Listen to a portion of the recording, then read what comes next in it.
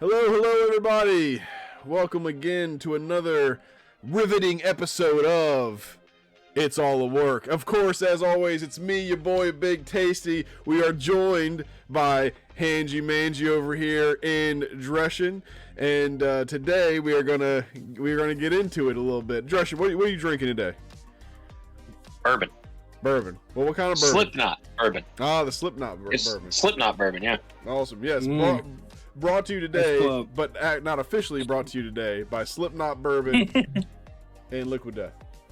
We're not sponsored by them yet, but we want to be. Oh, and what? Don't forget about Lipton sweet tea, not iced tea for you Midwesterners. Sweet tea. Then we got Lipton sweet tea. Again, we're not sponsored by these brands, but we want to be. If you know somebody, it's all the work 1985 at gmail.com. Tell them to hit me up. Wow. So, gentlemen, today we're going to get into it. We're going to get into Raw, the 219 episode of Raw. We're going to get into a couple news stories. There was very little, but movement nonetheless in the Vince McMahon accusation, so we'll do a little bit of that. We're getting closer to our Janelle Grant, Vince McMahon affidavit kind of episode that is coming. We're going to work on that. It's going to be in March once we are on Spotify. That's right, we are heading to Spotify in March. Hopefully the first episode is going to be an interview with somebody, but we'll talk about that a little bit later on. We're also going to get into the Elimination Chamber, what we think, the matches that are queued up for it, and how we think it's going to go and how it's going to set up WrestleMania. So without further ado, let's go ahead and jump right in to Raw this past Monday. So we start off with the camera obviously got to show when people show up. So we start off with Jay showing up, yelling yeet. That's what he does. And then they show the Judgment Day also entering the building. They do this to show to kind of promote the matches, the Intercontinental match, and then obviously the match with DIY, R-Truth, and The Miz. That'll happen later on in the evening. So we actually start off, guys, with a really, really like banger of a match with Cody versus Drew McIntyre. Goes for about 20 minutes. It's a lot of great moves, a lot of false finishes. Drew was doing some really good heel work. Very good heel work, yeah. The heel work was fantastic. He's going to the next level with that. Oh yeah, he's definitely taking that one and just running with it. Like some people start off slow, falling into the heel. Drew's like, nope, I got this. Yeah, that's the thing. He's kind of like the delusional villain now, right? Like he doesn't believe he's a villain. Like his character doesn't believe that he's a villain, which is very or doesn't believe he's a heel, I guess. Which is very interesting. Some of the things that he did, he put his foot on Cody's head against the ring post. You know, that heel kind of move where like you're doing an exchange, chops or like right hands or something, and then the heel will kick you in the thigh, and that like blows out your legs or whatever. So we did one of those.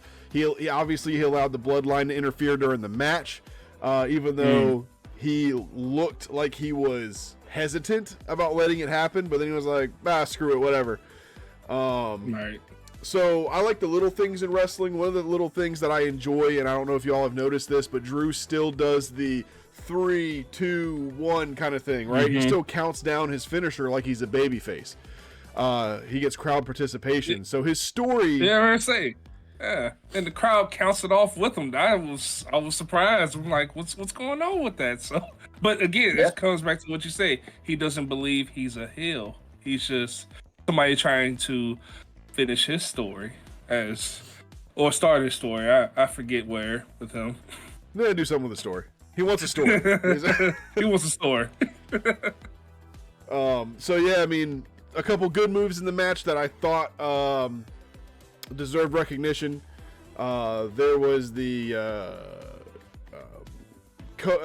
was the time where I guess Drew countered the Cody cutter with a Glasgow kiss, which is his headbutt, into a future shock DDT, which was awesome. Obviously, he got a near fall with that.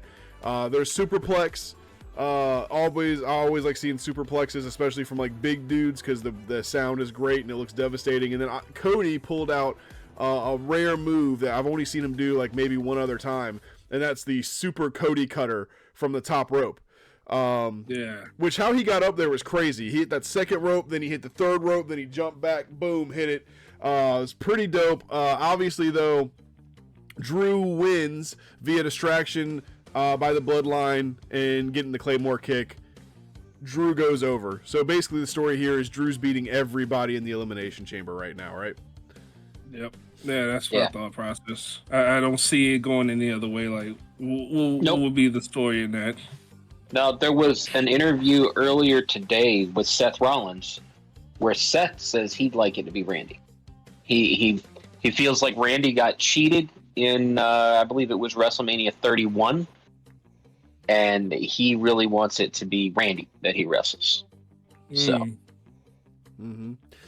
That's probably Seth having his finger on the pulse of the fans, right? I think that Seth probably knows that everyone wants it to be Randy Orton, but the problem with that is like that doesn't progress a storyline. We need a major bad guy that no one likes, to go into WrestleMania. We need something for either Seth to overcome or for Seth to be conquered by. So that's pushes the story even further. That's the whole point. But we'll get into that when we talk about more about the Elimination Chamber, who we think is gonna do what and all that kind of stuff. But yeah, moving on, we have the Gunther Intercontinental Champ promo, basically going over how amazing he is and all of the accomplishments that he's done. If I'm not mistaken, if this chart isn't mistaken, I saw a chart today that actually said that he is now the longest reigning Intercontinental Champion. Yes. Which is pretty cool. To have a modern person be the longest of anything in wrestling is actually cool, because a lot of these records were set back in the day when things were a little bit different. You know what I mean? So then we had another Andrade promo. I'm not putting any stock in Andrade at all. I don't know if you guys are. Not yet. I want to see a little bit more. I got to see more. Yep. And I think that it's going to be after WrestleMania he debuts kind of thing. I don't think, because I don't think he's going to have a match for WrestleMania. I think that it's going to be like there's a new season. Here's what we're doing with him. Next we have the Women's Last Chance Battle Royal. So if y'all will indulge me real quick.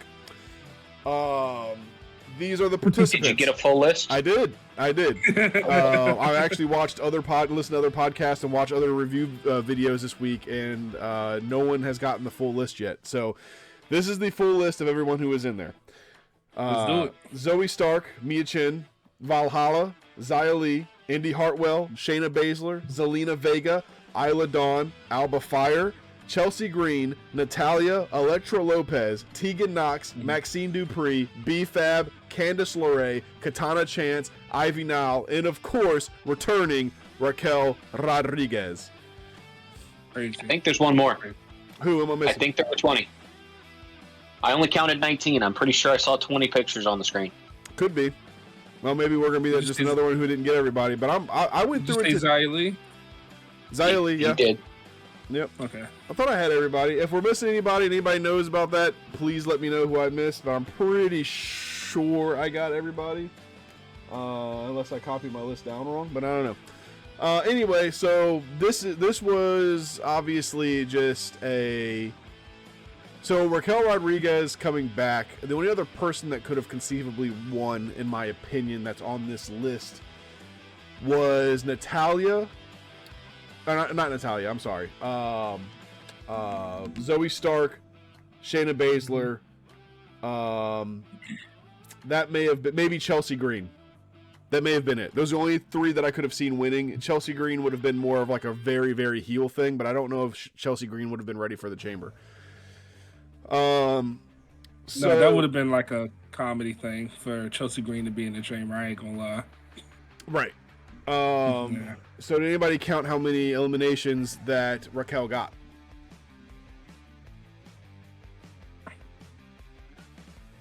I want to say 4.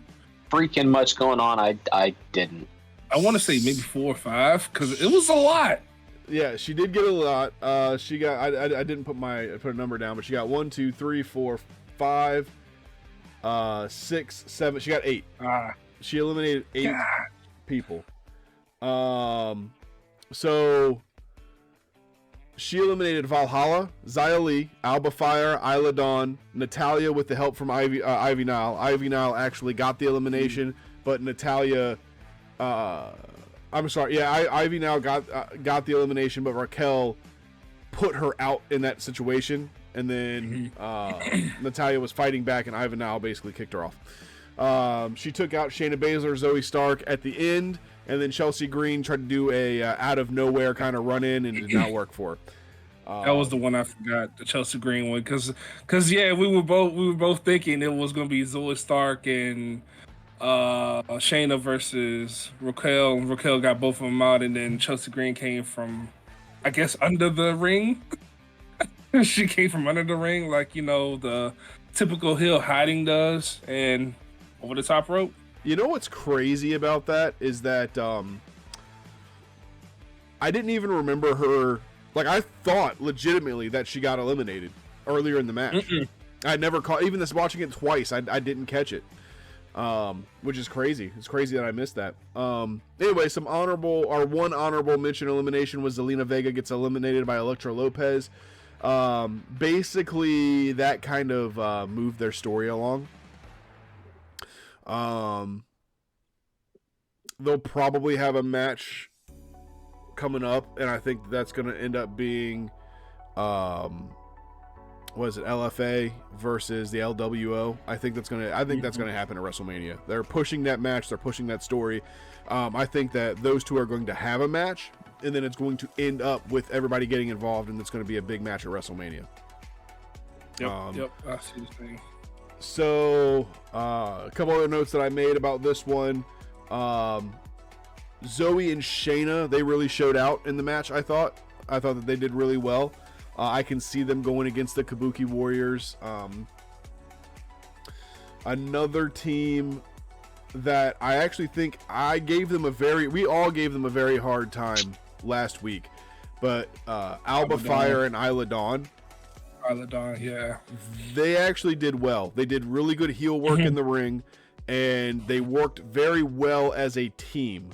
And it made me rethink the things that I said last Sunday about them not being ready for this or that. I think that they probably just didn't have a lot of time to plan, I think is what that was. You know, that actually makes sense because she was a replacement, wasn't she? For Shotzi, yeah. Yeah, so that makes a lot more sense. So yeah, good on them. Good on them for showing out in the Battle Royale. Absolutely. Dresh, did anyone in the Battle Royale stand out to you? Same question to you, G. Anybody stand out that y'all were impressed by? Honestly, not really. I mean, it was just as many bodies were in that ring. It was kind of hard to keep track of everything that was going on, and you kind of had to, at least for me, again, not being the experienced wrestling fan here, I had to kind of just pick and choose what I was paying attention to because there's a little bit of overload with everything. Sure. Yeah, no, well, you know me, I'm a Zoe Stark person, so I was like, yeah, she showed out. Indy Hartwell to me shows some stuff. Tegan also shows some good stuff. So I look forward to them in the future for future singles matches. Yeah. Like I want to see where they can go with that. I agree. I did like the way that Tegan showed out tonight or that night as well. That was she actually did have a good showing. So next we have the Nia and Rhea. Well, I should mention this. All right. So now that Raquel Rodriguez won, our women's chamber match officially is Naomi, Liv, Becky, Bianca, Tiffany Stratton, Raquel Rodriguez. They are all in the women's elimination chamber match. So that is official. So now we move on to our Nia Jax, Rhea Ripley segment where they are on satellite, the satellite remote kind of thing, kind of what we're doing here, only with two people. real quick through this. Nia says she's twice her size and has triple the talent. I agree with one of those things. She says that she's going to squash Nia. I believe that if Nia isn't careful, or I believe that if Rhea, she says that she's going to squash Rhea, and I believe that if Rhea isn't careful, that will happen. And then Rhea says, that was good. Then Rhea says that Nia's nightmares will become a reality when she hears people screaming for mommy and she realizes that she's just not good enough. I mean, I'm gonna be honest. I like to be happy-go-lucky. I don't know how I felt about this segment. I don't think it really did anything, except for just prove that they hate each other, which I get it, but I just don't think it was needed. I mean, even Pat McAfee was like, "You only asked one question. What the hell?" You know what I mean? It didn't progress anything. It just showed the hate. It showed. Now, I will say later on in the show there shows some progression of what could possibly happen, but we'll get to that when it's time for that. But yeah, it was just a lot of anger, a lot of Nia breathing all over the camera and just unhappy. That wasn't what I thought it was. Damn. So we got the sound guy now. I was going for the foghorn. So now we have the R-Truth segment. R-Truth is a comedy genius with the poncho. Like what's the poncho? What is that? Well, in the segment, it's because it was raining outside. You know, he says that when he met the Judgment Day, it was special, like when John Cena put on his first pair of jean shorts. And right? All right. He said Damian Priest broke his heart, and he says it's okay now because he has new friends in DX and Shawn Michaels and Triple H. Jesus. You know what was particularly funny about that for me was Truth coming out wearing the poncho. Well, yeah, when he came out to the match wearing the poncho, definitely. But what was particularly funny about that is that when they showed Tommaso Ciampa and Johnny Gargano, they put under them not actually Triple H, not actually Shawn Michaels. I was like, what the hell?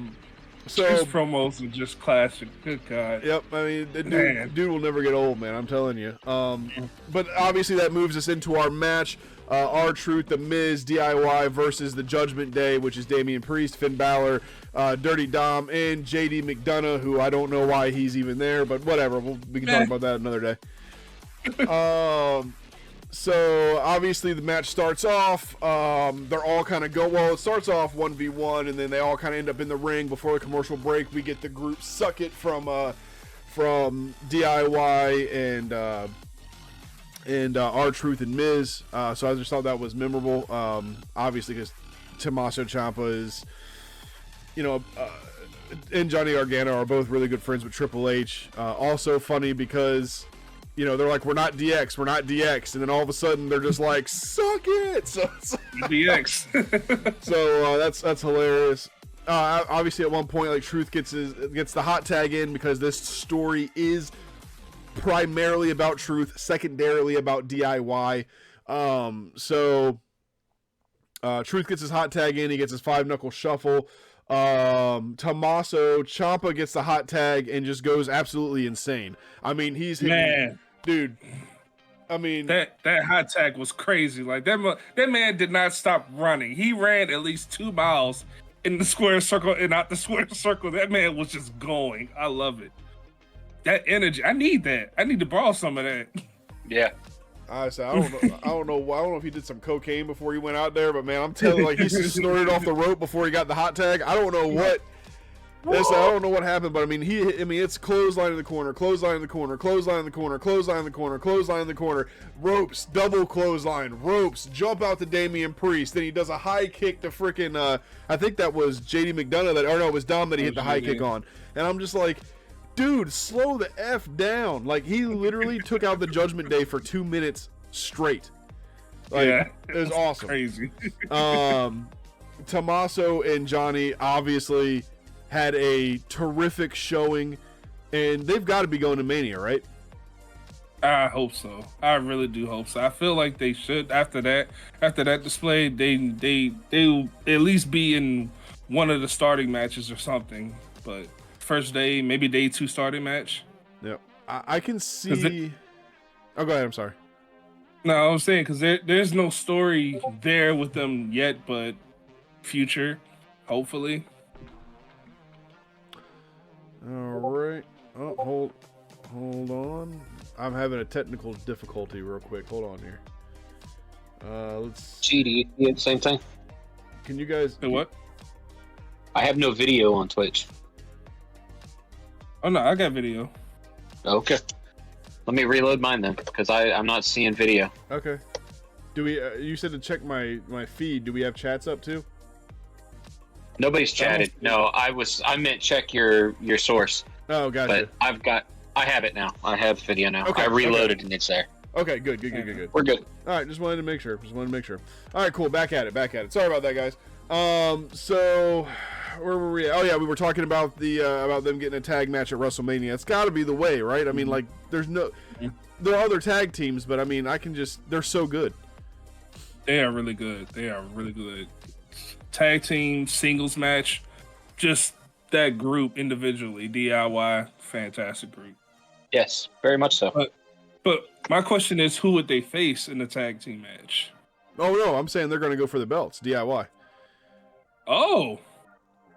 Oh yeah, when they go to Mania, they go for the belts. They're going to go against Priest and Balor for the belts, 100%, in my opinion. You know what? I could see them winning that too. Yep. Yeah, Priest and Finn lose their belts. That leaves just senior Money in the Bank, just to cash in. Yep. I can see that. So that would make sense, yeah. And I would not be surprised if we see either a Tornado tag for number 1 contendership coming up soon, or another bracket set up by Nick Aldis. And I just had his name and it left me. His name. Nick Aldis, Adam Pearce. Adam Pearce. His name always escapes me. I don't know why, but I can see them setting up like a bracket or something similar to what they did for the Elimination Chamber. Definitely. I'm sure there's gonna be some kind of tournament to see who the number 1 contenders are, and I'm very excited to see DIY come out on top of that. Now, if they throw AOP in there, I don't know, brother. AOP is just an obstacle, man. Oh no, that's a hell of an obstacle. But yeah, you know what's funny is AOP was in the back of my head too. But the thing is they've got other things going on with Bobby Lashley and the Street Profits. So, but okay, so obviously,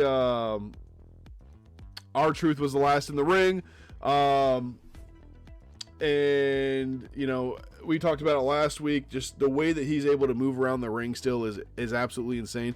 I saw a thing that said that he was the first African American NWA champion in 2002. In 2002, he was winning a major belt of a major promotion, and here he is 22 years later, flipping around and spinning out off clotheslines and stuff. Man, it's crazy. It's absolutely crazy.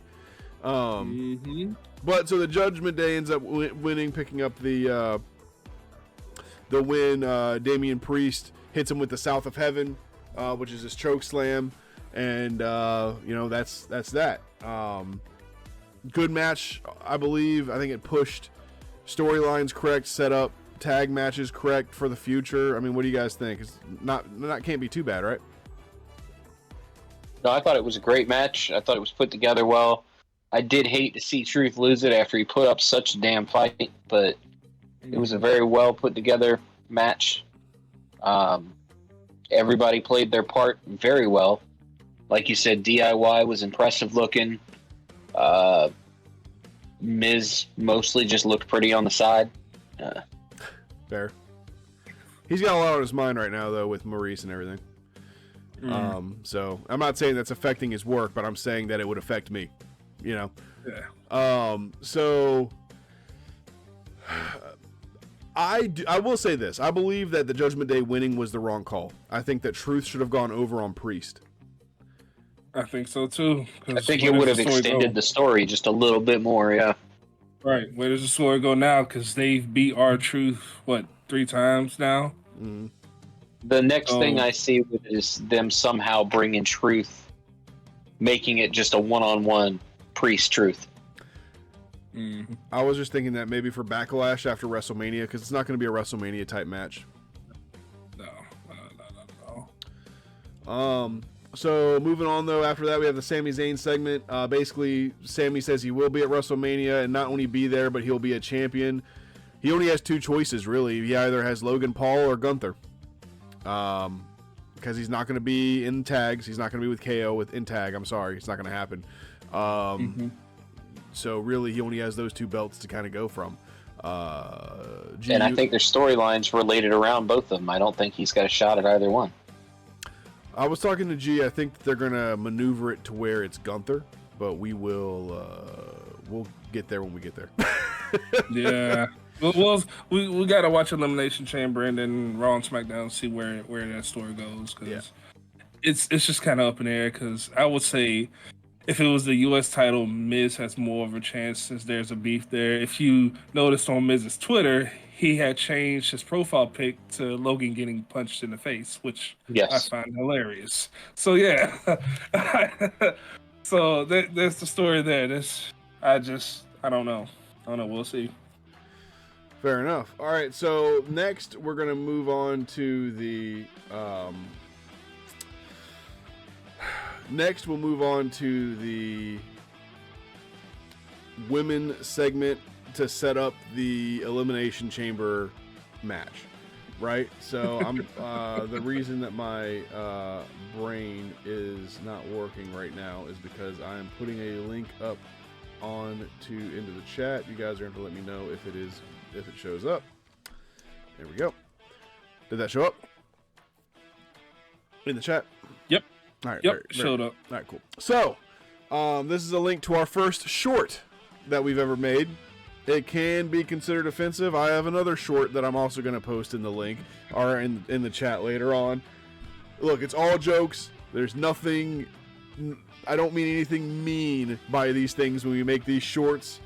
It's just all jokes and to get more eyes on the product. So if anybody is offended by it, I don't care. So, spoiler alert, it is very offensive. Spoiler alert, just letting you know, it's very offensive. So, moving on. Is that Ivar or is that Naya? This is Naya. That's why I have to do the offensive disclaimer, because people get upset about Where's things. my foghorn? So Becky Lynch comes out.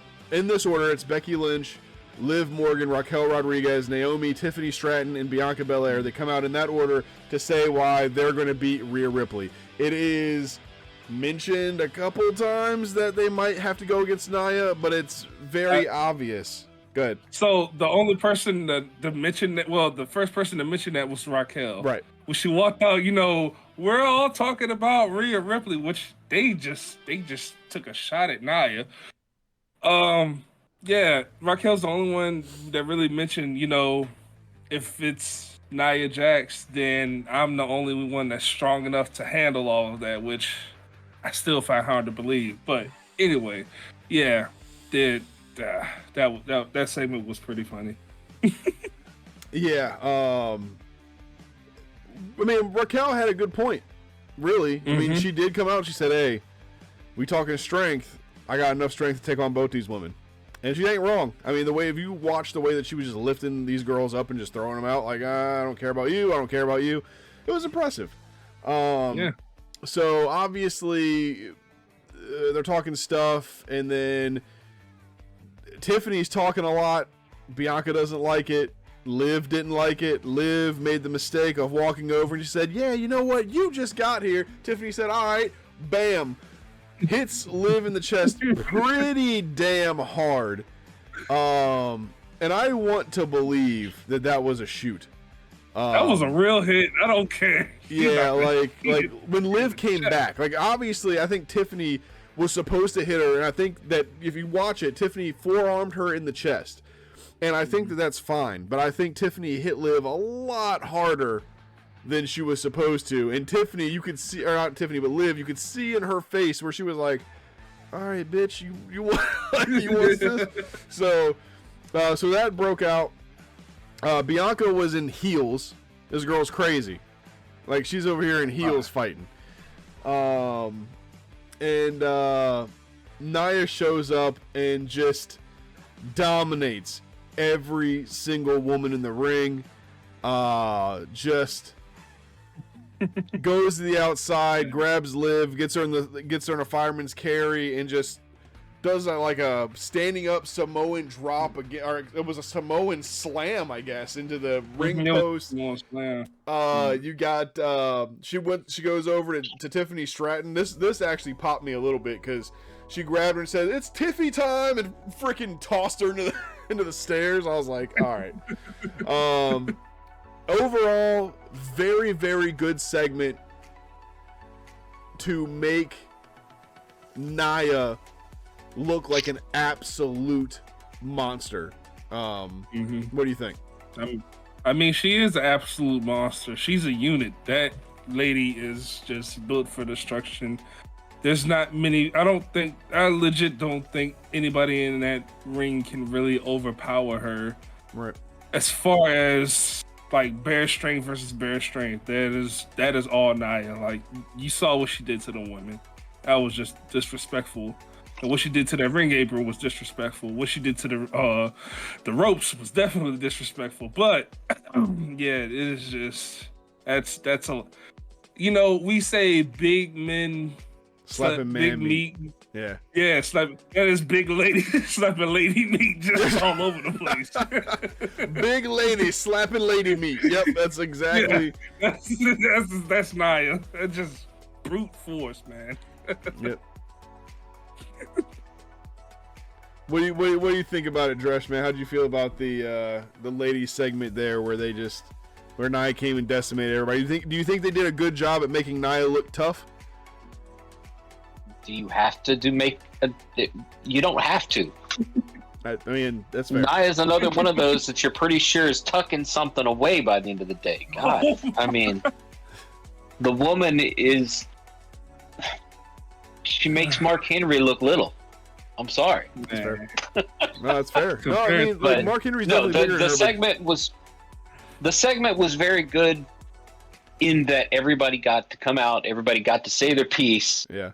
And then Nia got to remind everybody, I'm here. Don't forget it. Because she's still got to get through me at the chamber. Right. Mm-hmm. So right. She showed them. Yep. And I think it's really good because, you know, whoever wins the chamber, you know, if they end up, the truth is whoever wins the chamber is going to have to go against Nia Jax afterwards. Because you know, I believe that Nia is going to lose. But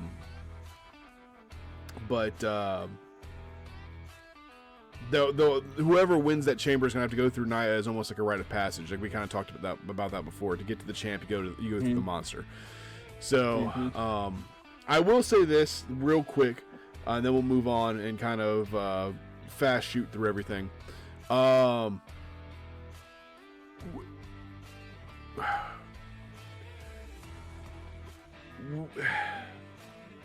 WWE has a opportunity here to do something to shock the fans, which is Nia winning and beating Rhea Ripley. Like, and I want them to do that. I do too. It'd be interesting to see. Because then you get Rhea, who ends up either doing a rematch clause or either scratches her way back up to be in the match as well. But then we end up with a triple threat, and I would love to see that. I again, I was one of those quiet as kept situations, but because if they give Nia that belt, she's gonna go on a tear. And that's what I kind of want. That's what I want for her. She needs to go on the tear to remove the stagnant that she can't win it. Like, she's just a stepping stone. She's just there to get somebody over. If she wins it, it's gonna be crazy, and I love it. Yep, absolutely. That belt gonna stink, but it's gonna be crazy. Fair. Yeah, that's fair. Yeah, I hope WWE pulls the trigger on that because they have a history of not giving the belt to monsters, and monsters need to have the belt because monsters deserve the belt. They're not just a stepping stone like you were saying. They're legit, and they're legit for a reason. All right, so moving on, Shinsuke Nakamura segment. He says that he's going to make sure Sammy stays an underdog. Obviously, this is foreshadowing a match that they're going to have next Monday. It's already been set. We get on to the Ivar and Chad Gable match. Dresh, if that match was amazing. It was. I loved every bit of that match. Every bit of it. That was honestly like the night started with Cody and Drew, and that was amazing. It was a PLE level match. It was a good way to kick the event off. But that Ivar and Gable, those two big boys went at it. Yeah, it was on the fucking Richter scale. Yeah, for a mid card, that could have been a main event, and I wouldn't have been mad. Oh yeah. Like, I want to say the German suplex that Chad Gable did on Ivar, that was all him, because it didn't look like Ivar gave any give. You know how most wrestlers, they move back with him. That was just Chad Gable lifting him up and just forcing him to go backwards, which, good God, that is a beast. That man is strong. We actually have a video of that, Dresh, if you can pull that up for us real quick. Oh shit, I was supposed to pull that one too? Yes. Well, it was in the chat that we were doing. It was the highlights that I posted. Give me half a second. The only one that I pulled was the last one. So if you go through the chat, it has the video that I clipped. Yep, I'm pulling it now. Give me 1 second. All right, cool. There it is.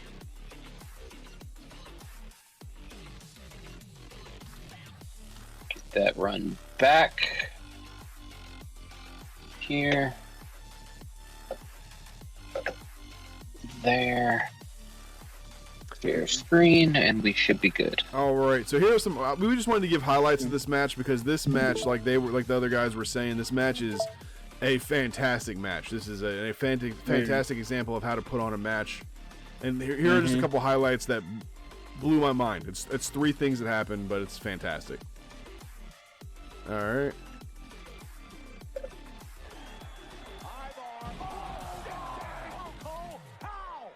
That was him going off the rope and sitting down on him, which is crazy.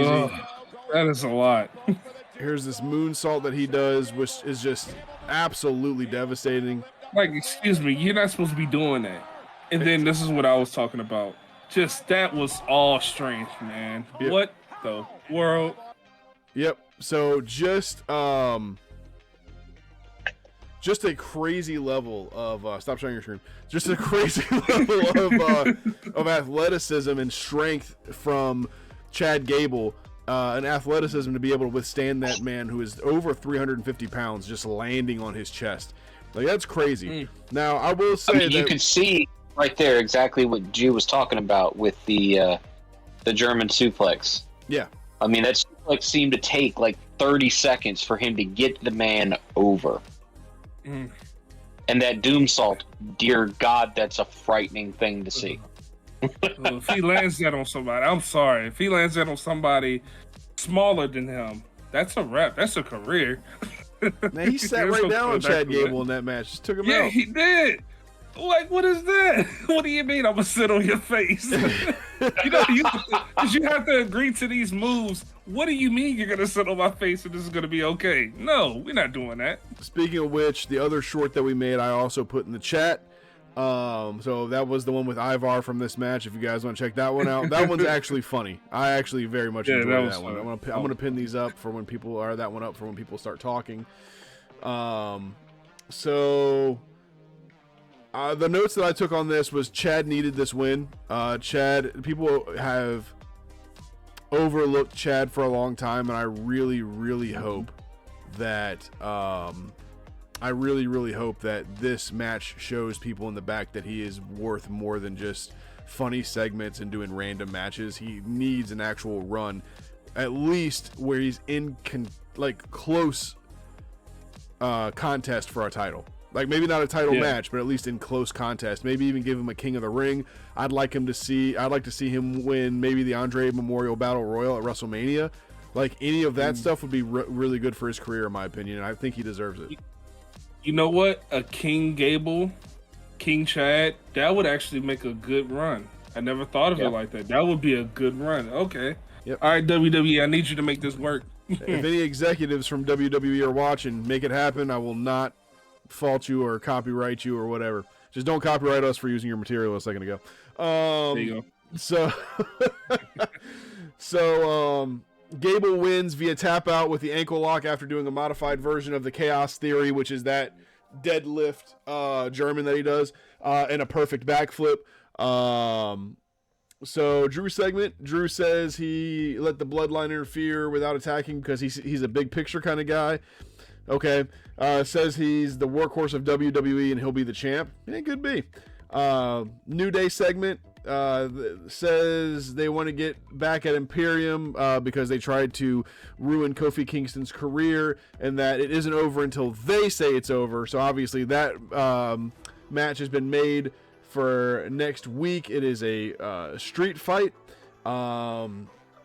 So then we are down to Jey Uso versus Gunther for the Intercontinental Championship belt.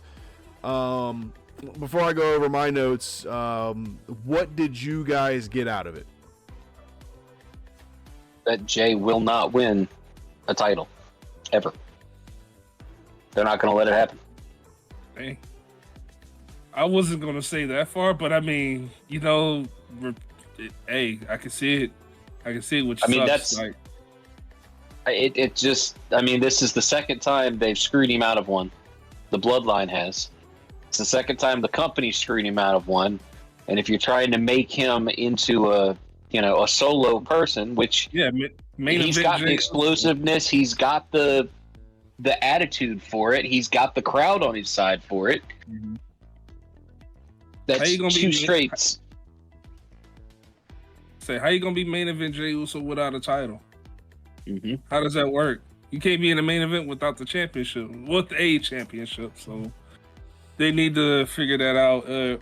Well, they're setting up for Jey versus Jimmy. They want to do the brother versus brother thing that they've done for like the umpteenth time. So they're gonna do it. They're gonna get it out the way. Then maybe they'll push Jey in a different direction. I'm over the bloodline and Jey. Jey left. It was over with. It was fine. You know, they met up in the Royal Rumble.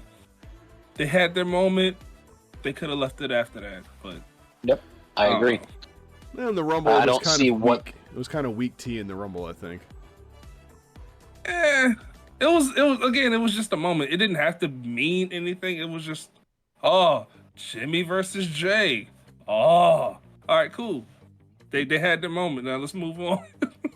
Well, I mean, I think everybody at the Rumble had the when it popped them 1 and 2. Mm-hmm. But after that, like you said, it's just all right, cool, whatever. Yeah. Well, some of the things that I said was this match was a standard match, nothing incredibly impressive in my opinion. Gunther wins via interference, the bell ring from Jimmy, and a countered Uso splash by Gunther because he got his knees up and then grabbed him, flipped him over for the 1-2-3. It was a very weak finish. No Gojira clutch, which is his finisher. The thing with Gunther, though, is obviously he doesn't always have to do his finish to win. That's one thing I do appreciate about Gunther and his style of wrestling is that like his finisher is the Gojira clutch, but it's not especially named. The Gojira clutch is a move. Like it's not especially named his wrestling move, right? So, so I like that about him, but also, man, like a main event of that could have been such good caliber to end like that was kind of crazy to me. Obviously, Jimmy attacks Jey after the match, says he can't win without him and that he's always the big brother, always. Jimmy hit him with 2 Uso splashes, kind of mocking him. So, here's the thing. This is why I think that there's going to be a Sammy for the Intercontinental Championship. I think what's going to happen is that Sammy and Jay are going to have to go against each other for the IC belt, or for the number one contendership for the IC belt. I think Jimmy's going to get involved again. And I think that that's going to lead to Sammy winning and being the one to go after the title. And I think that that's going to lead to Jimmy and Jay. So I think they're going to use the IC program, the IC belt, as a part of the program for Jimmy and Uso and for Sammy. I think they're going to mix stories, which I think is a good idea. I think Sammy deserves an IC shot. Do I think he should win? I would say yes, but only to have a program until SummerSlam where he loses it. I don't see Sammy as a long-time IC belt holder, in my opinion. Honestly, I can't see a reason why to give him the belt. I mean, yes, to give him the belt, but as far as, what has he done? He's been losing. He was on a losing streak. Like, he's really done nothing to earn it, so I don't see a reason to give him the belt yet. Storyline. Now, don't get me wrong, Sammy's a great wrestler, but just storyline-wise, I don't see a reason for it. So the reason that I believe that is because the story of a person who keeps losing and losing and losing, and everybody knows that he's better than that, and he's down on his luck, and then all of a sudden, now he gets this big chance, and then he overcomes. I think that could be the story they're telling. I could be wrong, though. I mean, Dresh, who do you think could go for the IC belt here at WrestleMania? I mean, if you were booking it, who would you book to go for the IC title if you could choose any wrestler? Ivar. No, I don't think I could see Ivar going for it. I know. For the IC, I don't know. I'd like to see Sami Zayn take a shot at it. It would be nice to see, but there's a lot in the roster that could be good in that position. Jimmy or Jay going at it, but like you said, that's their own story. Yep. Yeah. Well, wrestling fans, be sure to let us know what you think that a good IC match would be for WrestleMania. We would love to talk about it. If you have any questions that you would ever like us to answer, or any thoughts you have about wrestling that you would like us to talk about, you can also put them on our Twitter page. George, if you could link our Twitter page here in the chat real quick, that would be awesome. And I will actually pin that up at the top. Got it. All right, so we're going to just go through some quick news. We have two... Don't forget the post-air segment with CM Punk. Oh, that's right. I forgot. Yeah, go ahead and tell us about it. So after the credits rolled, after they killed the cameras, Cody came back out doing Cody things. And while Cody was in the ring, he introduced CM Punk. Punk came out, still in his the brace on his arm, reminding everybody that this is not the end. This is just a stepping stone for him. It's a bump in the road, and that he will be back. To which the crowd, did the crowd things and exploded, and we're all happy. So, but I mean, it's an update from Punk, and last time we heard anything from Punk was I believe last thing we heard was from him at the event that last Thursday night. So, yeah, so it is always good to see CM Punk come out. I mean, we all wish him a speedy recovery, and we'd love to see him back by Survivor Series or whatever the situation may be, so he can come out and do a match and get injured again. All right, moving on to the news. Moving on to the news. One and done. There's a couple of updates on, I guess, the Vince McMahon accusations, as it were. We always knew that things were going to kind of trickle out. And like I said, we are moving closer to doing that episode where we just go through the affidavit itself and kind of talk about really the text messages and things like that.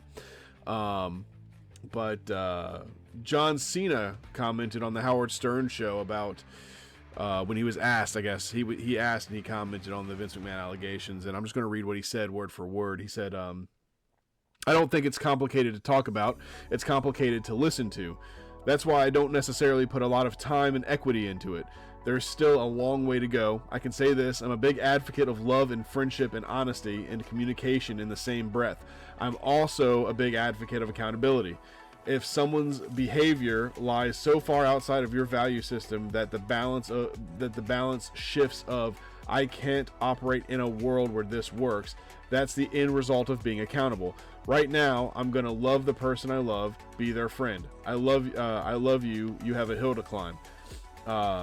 There is the saying of you don't know who your friends are until shit hits the fan or your back is against the wall. That doesn't make any of what's going on any easier to swallow. Just telling someone you love them, it's a hill to climb, and we'll see what happens.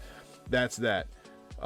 It sounds so cliche, but it has to be one day at a time. I've openly said I love the guy. I have a great relationship with the guy, and that's that. It's largely my construct of operating with honesty and communication. Those are strong leads to handling any problem or achievement. The whole thing is super unfortunate and it sucks. It deals with an individual I love and an entity I love. I want everyone to have the experience that I have, said Cena. Not only do I tell a friend that I love them, but I switch to the entity and say, how can I help? Cena's gotten a lot of backlash for this. So you guys can definitely share your opinions on what he said. I'm going to share mine. A lot of people that are mad about this just want blind condemnation. There are a lot of different perspectives on this. First of all, the things that are alleged that Vince McMahon did are terrible. I just want to first and foremost say that, so anybody that is listening or does listen to this in the future can't accuse me of being like, oh, you don't think it's bad. No, the things that are alleged are terrible. And the stuff that I always say, even though there are text messages and there's very strong evidence, these are still only allegations until things come out in court. And that is a wall that a lot of people can hide behind. Kevin Nash, Mick Foley, John Cena, they've all said very similar things. They love Vince McMahon, that Vince McMahon's a father figure, that Vince McMahon has been there for them. I'm not going to comment on my thoughts of the affidavit or what things could be, because it's getting into things that, might not be things I want to say right now, because it could open me up for a lot of criticism. But I will say this. It's very hard to have somebody that you love be accused of something terrible, or find out that they did, in fact, do something terrible. It's very, very, very difficult. Because while you condemn the action, you still love the person. And that is hard. And I think that's what John Cena is going through. And that's kind of my thought on it. I don't think that John should be condemned for what he said. I don't think that John should be facing backlash from the almighty public for what he said. I think that people should understand that this is a person whose actual friend, it would appear, is in peril. And he's not going to crap talk his friend. What do you guys think? I think it shows a lot of fortitude behind John to stand behind Vince, even with these accusations and the level and depth that they had gone. Mm-hmm. It shows true friendship. It shows that he's dedicated to what he's done. And it's the same way. Hell, it comes down to the same way anything in his room. Not those particular accusations, but any one of the boys steps up and something bad happens. Well, you done fucked up, Aaron, but shit happens. Mm-hmm. Don't do it again, and we can still hang. Right. My sentiments is kind of the same as y'all's. It's hard to love it's hard to deal with a situation where a loved one is accused of certain things and there's stuff behind it, or they actually done it. It's a very sticky situation, but it's all in how you want to handle it, how you want to deal with it. There's no, you got to do this or you have to do that. It's about what you want to do, right. So, yep. I'm gonna leave it at that. Yep. Yeah, that's fine. We'll move right on to Move right on to Ashley Mazzaro's daughter comments on what Cara Papia's her interview, I guess, that she had. This is coming from her Twitter, Alexa Mazzaro. So she says, finally gained the courage to search my mom's name, and I see her ex-best friend, the woman who has harassed me and my grandma since her passing, has messaged my family members awfully mean things, pretending to be me as the voice chosen to represent this. God help me. So she said that. She says, Cara Papia wasn't even a friend of my mother's when she passed. She is an ex-best friend who, since her passing, has just spam messaged me unsettling and delirious messages and has fabricated bizarre messages, etc., etc. She then said, for the record, I didn't watch the video. I just wanted to put that out there. She could be correct, though, regardless of Cara Papia's being the last person that my mom would want to speak on this on her behalf. The things my mother faced during her years with WWE were real. Alexa then stated that speaking to the media about Ashley's situation is against the family's wishes, adding, no one who supports the Mazzaro family, literally all that's remaining is me and my grandma, Barbara, who I live with anyways, would go to the media or news outlets. They know it's against our wishes, her mother's wishes, and her mother is in Ashley's, and her mother is as in Ashley's mother, my grandmother. She then wrote, in that moment, I could have chosen to instead acknowledge how frustrating it is to see Cara talk on behalf of my mom and move on with my day. I probably should have. Please do not let what I've said complicate the current situation. Basically, it would appear, coming from Alexa, that this woman is Ashley's ex-best friend. I guess they had a falling out. That's my emphasis put on the matter. I don't really know. And she was basically kind of trying to get some spotlight out of this, trying to have her moment in the sun because she knew Ashley Mazzaro. She kind of saw an opportunity and kind of went after it. That's what it seems like she's being accused of. Is that actually what's happening? Who's to say? But that's what it looks like is being said. Moving on, we got two more news pieces, then we're getting to the Elimination Chamber. Kevin Nash is not allowed to be at Sting's last match because Kevin Nash currently holds a position in WWE. They were both really disappointed. Sting really wanted Kevin there because, Kevin's been with him since the beginning, basically. This is all coming from the Click podcast. That's the podcast that Kevin Nash operates. Honestly, it's 2024.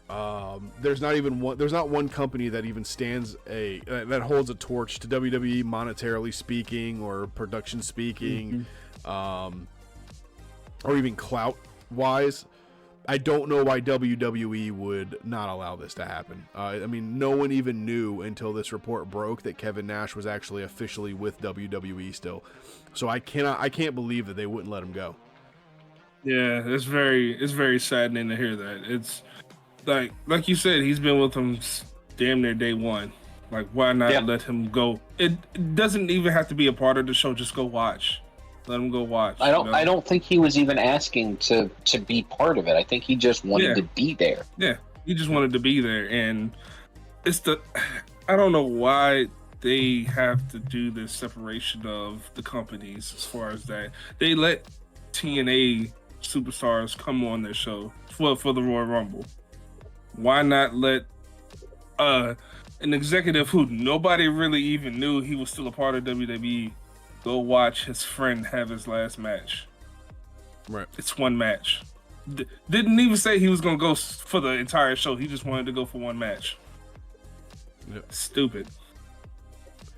Yeah, it's funny too, because being Kevin Nash, I don't think he would face any legal repercussion. He'd probably just be fired from WWE, but who gives a hell? You know what I mean? He's probably got enough money to last. Maybe he doesn't. I don't know his situation, but, who knows?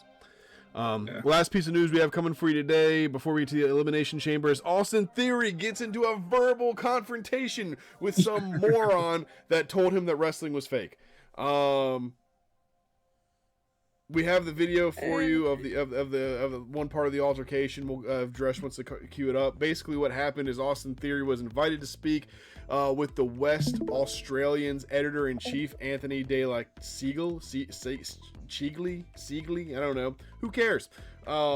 He's apparently an a-hole. Anthony referred to wrestling as fake and said that they don't actually hit each other. Now, for the record, what he said is mostly true. Wrestling is scripted, and they don't actually clobber each other in the face. Wrestling is a work. A lot of things they do is real. I mean, you can only fake so much of it. Right. Yeah, and that's the thing. It's really insulting to say that. It's crazy to me. It's very ignorant of the fact, and a lot of people have gotten their tail kicked because they decided to say it to wrestlers. And he's very lucky that A-Town had his security guard there who pulled him away, and two, that there were cameras present, because he probably would have gotten his tail kicked. So without further ado, we're going to go ahead and show it real quick, and then we'll jump into the Elimination Chamber.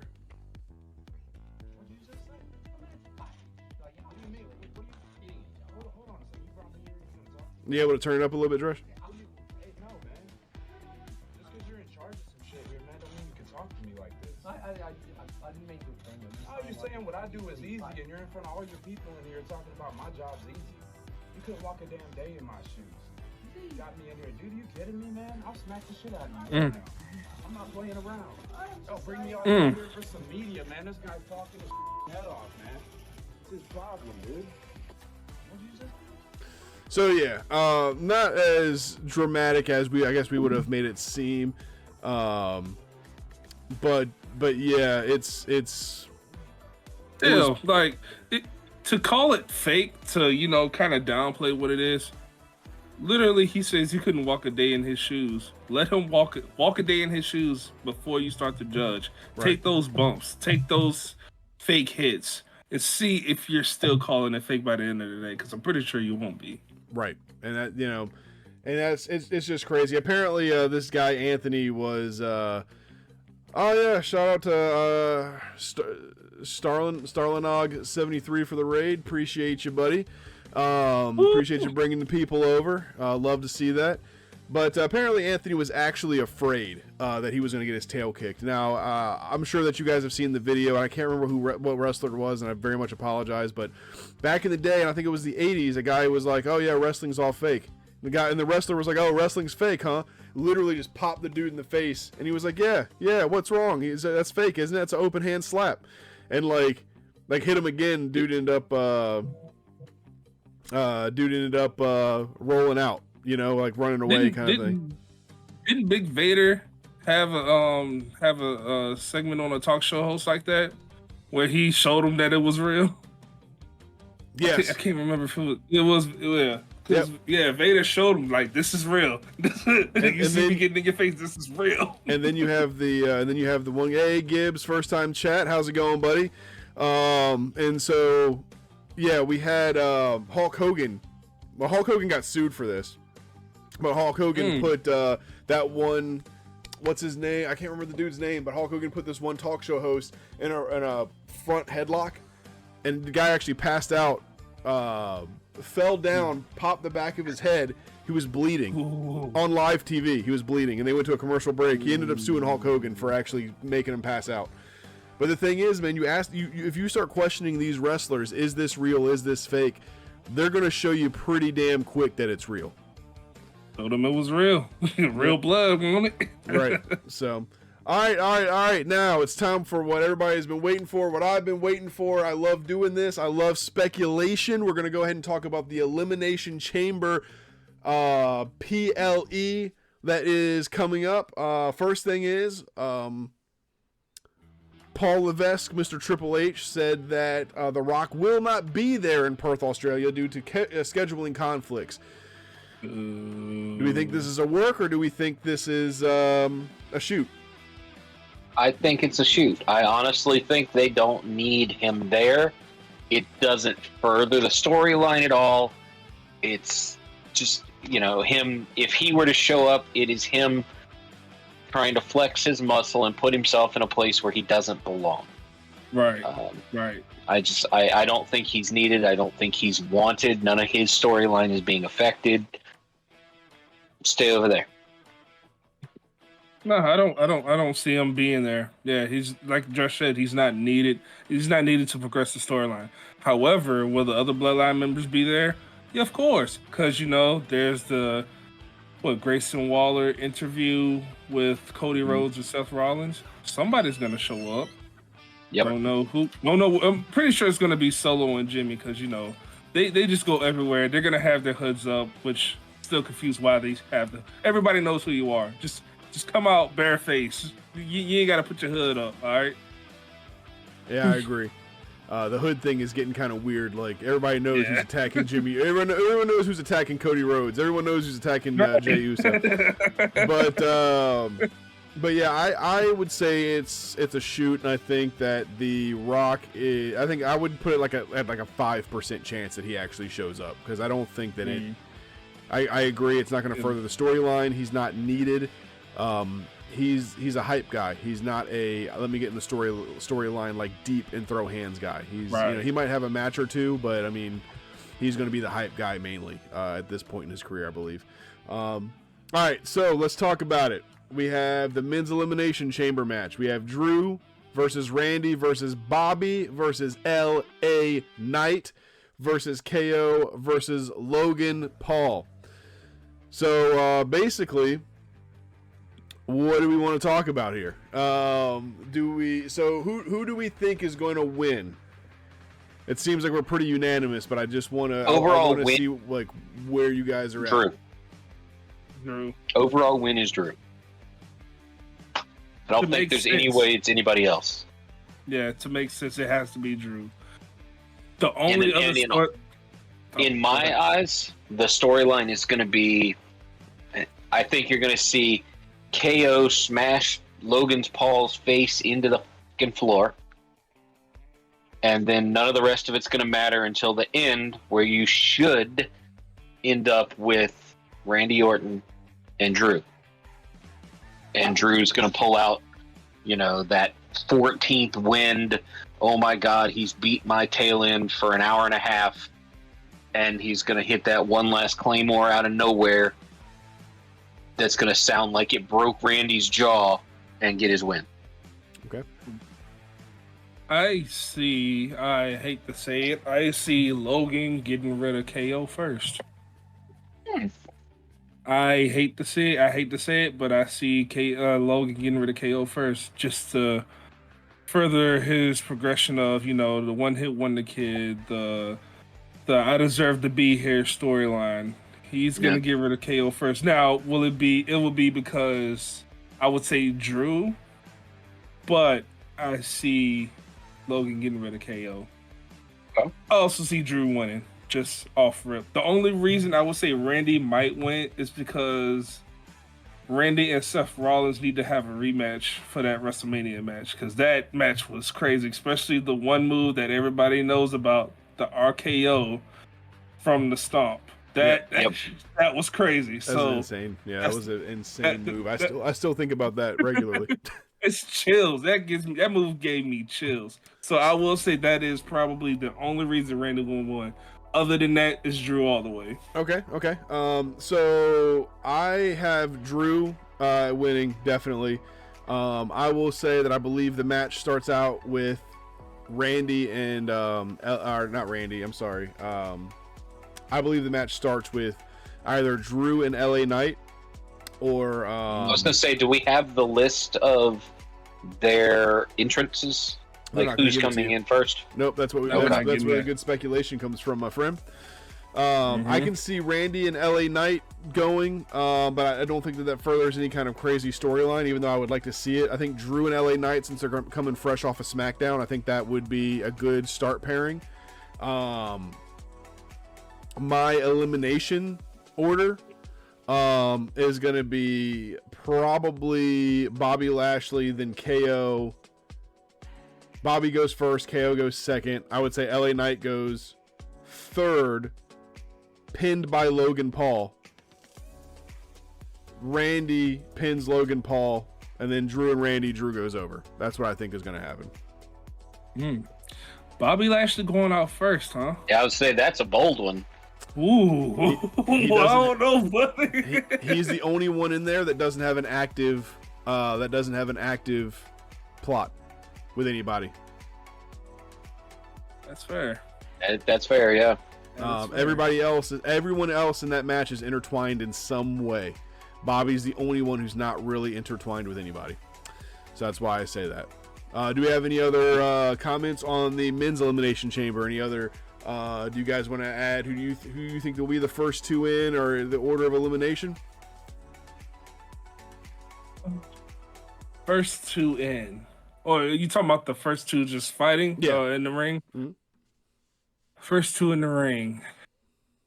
LA Knight and KO. That's actually exactly what I was going to say, was LA Knight and KO. I'm going to say LA Knight and KO. I'm going to say they're going to bring out Bobby next. And then they're going to have Logan. Then Randy, and then Drew's going to be last. Now, order of elimination, I still say KO's going out first, unfortunately. Logan's going to get rid of KO. Bobby's going to get rid of Logan. Drew's going to get rid of Bobby.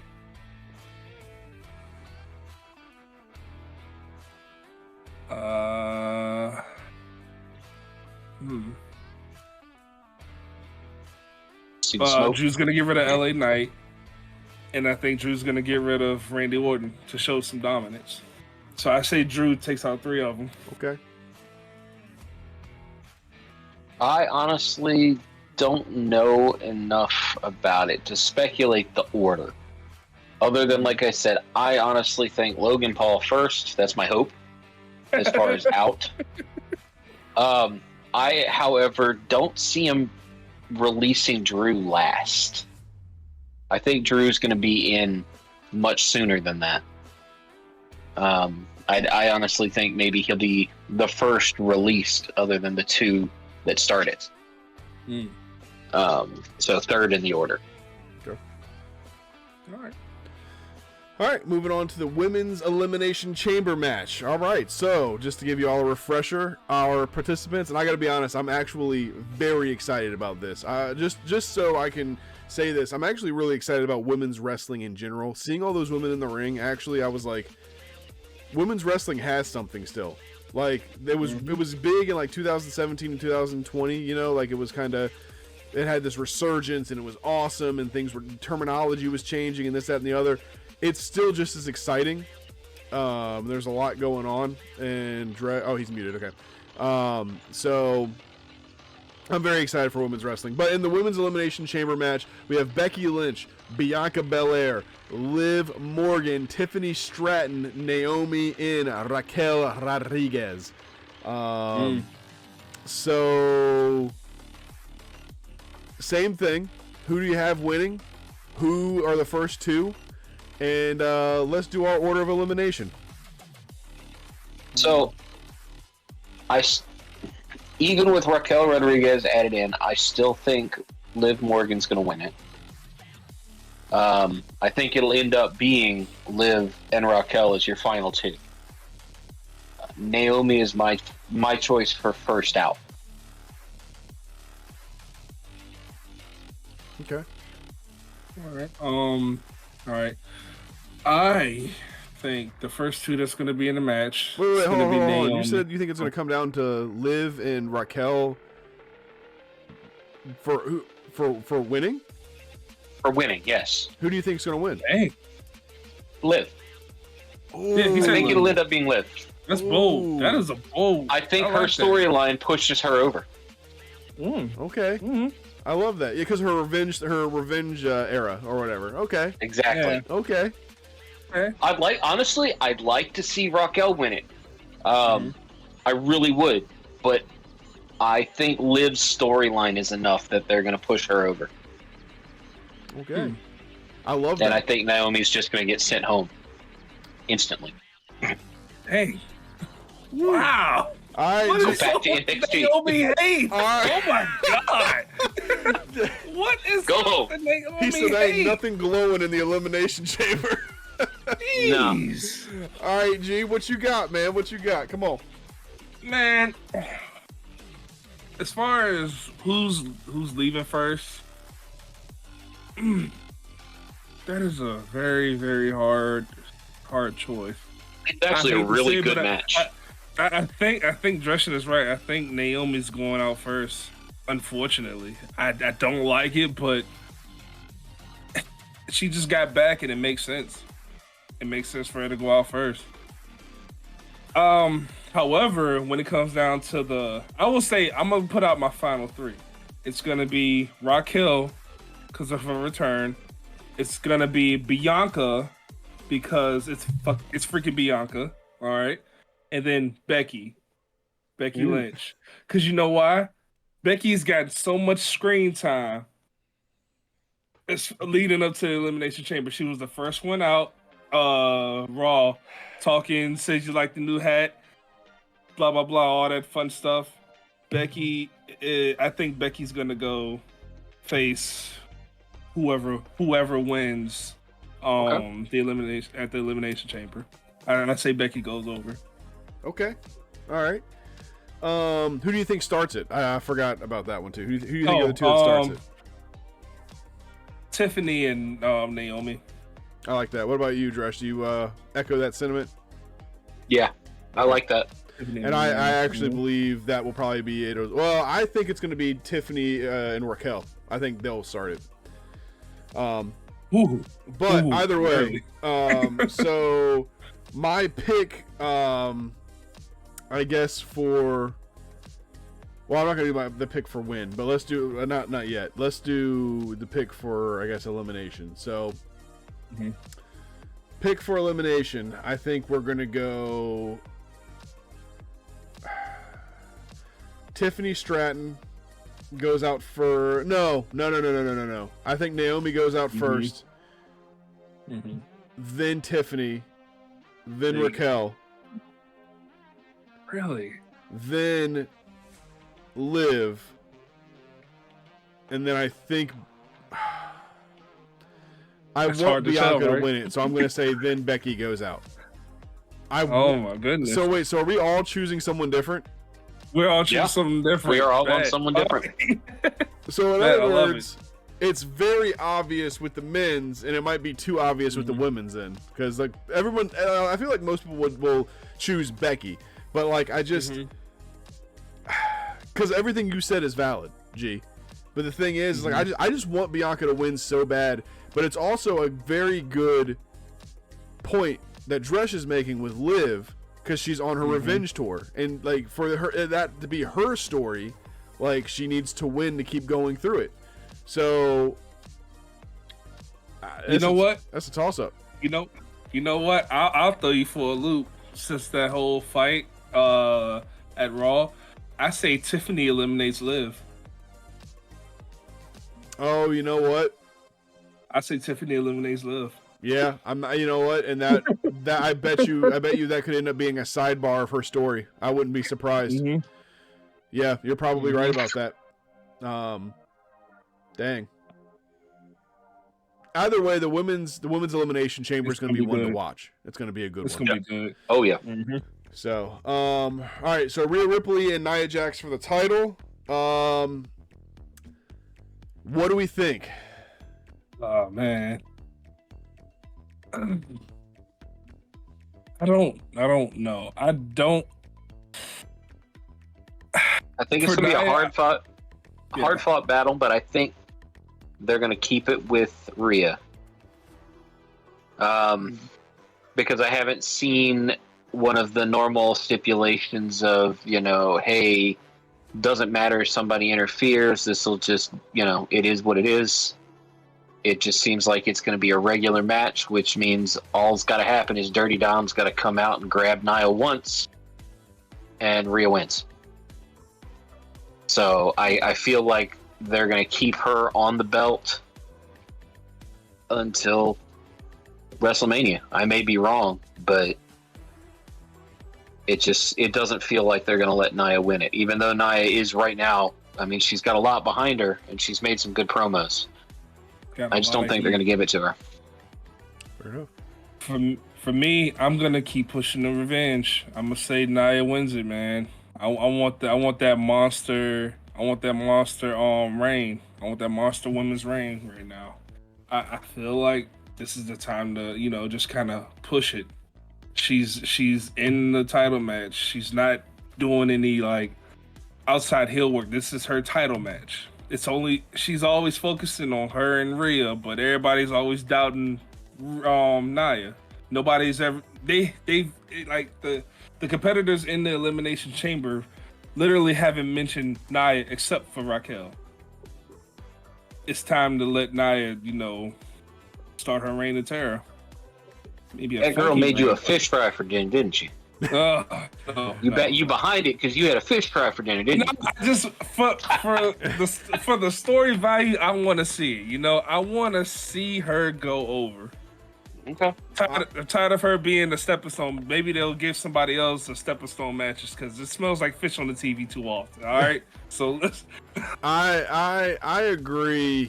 I agree with everything you're saying, G. Unfortunately, I don't think the WWE has the foresight that we do in this situation, and I do think that Rhea's going to end up retaining. Hopefully, Nia gets like another chance and gets to go to WrestleMania, like fights her way up for it or something, and we still get that three-way. I just don't see WWE having enough of the foresight to be able to do it correctly. If I'm being completely honest. I forgot one thing. Yeah, Rhea's in her hometown, so I don't know if she's losing. She's most in her home people country. lose in Sorry, their hometown. Oh well. They don't actually. It's not like a lot of stuff. They don't give a damn if it's your hometown. Matter of fact, they're more. It seems to be they're more likely to make you lose at home. Yes. Because it gets the fans more behind the entire thing. You get that reaction. Yeah, they did a really good job masking the winner of this because it seems the obvious pick is Rhea because we're going into WrestleMania, but at the same time, and what enforces that is that Nia had a really strong showing on Raw, which usually the person that has a strong showing is the one that loses. But we're going into Rhea's home country, and when anyone, face or heel, goes into their home country, they lose. So it's like WWE, anybody who gets down in the metrics of WWE in the real like thought process of WWE, it's a toss up. I still think it's Rhea, but it is a toss up. Last match will be Judgment Day, which is Finn and Damien versus the British Strong Style of Pete Dunne and Tyler Bate. It's pretty obvious that Judgment Day is going to win this one, right? Yeah. I was going to say, like, I hate to do this to Tyler Bate and Pete Dunne because I love Pete Dunne's work. Absolutely love it. He's one of my favorites. I just don't think they're going to give it to him yet. Don't think we're there. Not yet. I think that they are a legit stepping stone on this one. Unfortunately. I think the titles go to DIY at WrestleMania. That's what I believe. But we'll talk about that when we get there. Last question for y'all. Grayson Waller effect. In his hometown, interviewing Seth Rollins and Cody Rhodes. Does it blow up into chaos, or is it just a normal interview?